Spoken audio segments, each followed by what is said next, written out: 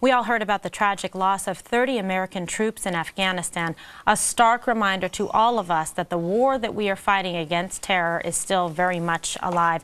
This is a story that resonated with everybody over the weekend, the tragic loss, the families, and I think what was important was the Pentagon spokesman, Colonel Dave Lippin, said today that the initial investigation showed that the crash was most likely caused by a Taliban shoulder-fired RPG.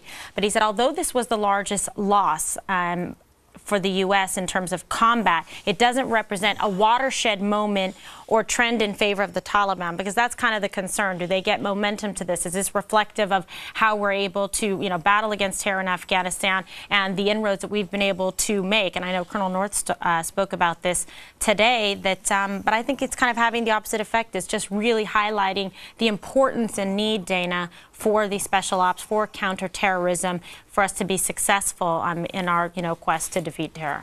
Is it like a collective sucker punch that to America on Saturday morning when we woke up and heard the news?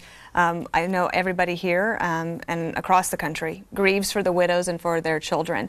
The Navy SEALs are so remarkable, and they're hard to describe. And I remember a time when I was White House press secretary, in like the last week of the administration, we went down to Norfolk, Virginia, to the Navy SEALs Training Center. And there were all these young men there, and they had really long beards. And so you can imagine where they're about to go. And President Bush gave a speech, and then he was taking pictures with each of them individually. And two of the SEALs came up to me in the back, and they said, are you the press secretary? Could we get our picture? And I said, sure, of course, I'd love to. I'm honored.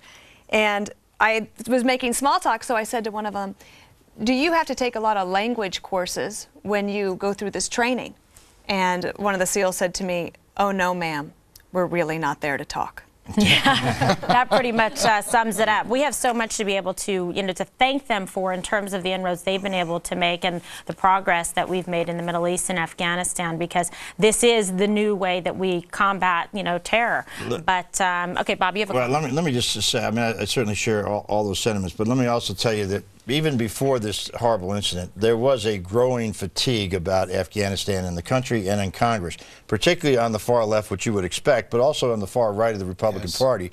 And even Boehner came out saying that he thought the people were getting tired of this. Now, this is exactly the kind of event that happens that's going to put a lot of energy into that movement. Right. And I will say this, if with Petraeus leaving there now, there is going to have to be, I think, some really significant gains, or you're going to have this fatigue grow. I got to tell you, I grieve for these people because they're human beings, because they're Americans, because they're selfless. I have known some SEALs and had the privilege of working with them, than which you will never find a finer example of a human male.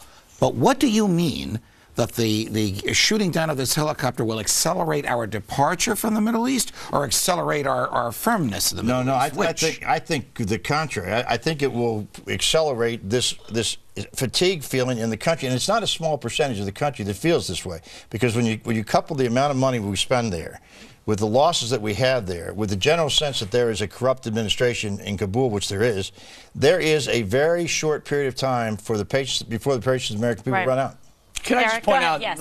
please let's not make this a money issue. I mean, Mr. Barney Frank was pointing something out today. It couldn't have worse timing, where he's pointing out a money issue with the spending on the military.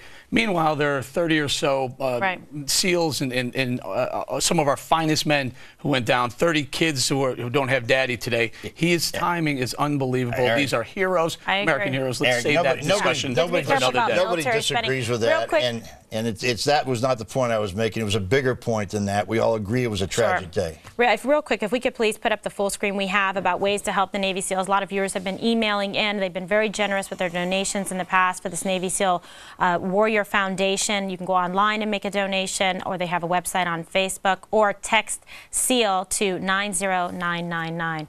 All right, well, we're going to be right back on The Five. We've got a lot to talk about, including that controversial cover, Newsweek magazine. Have they gone too far? Keep it here. What's wrong with this cover, buddy? Just remember this, I'm in a better place.